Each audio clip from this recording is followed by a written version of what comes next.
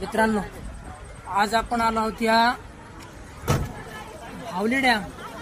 हा जो भावली डॅम आहे हा आपल्या वैजापूर आणि गंगापूर या दुष्काळी प्रदेशामध्ये जे सुजलाम सुफलाम असा प्रदेश बनण्यासाठी जे पाटाचं पाणी आलेलं आहे ते पाटाचं पाणी बहुतांशी या धरणामधूनच आलेलं आहे।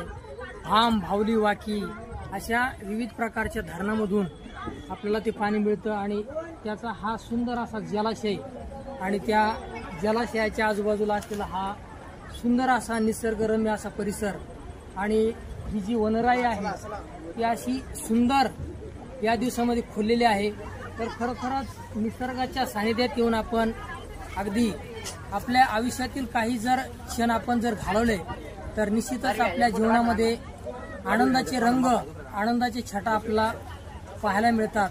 तर या ठिकाणी अतिशय आनंद होतोय की ज्या ठिकाणाहून आपलं पाणी येत होतं ते ठिकाण आपण आज पाहतो आहोत।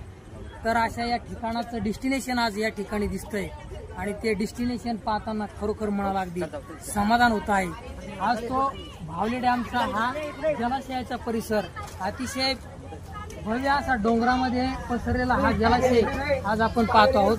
तर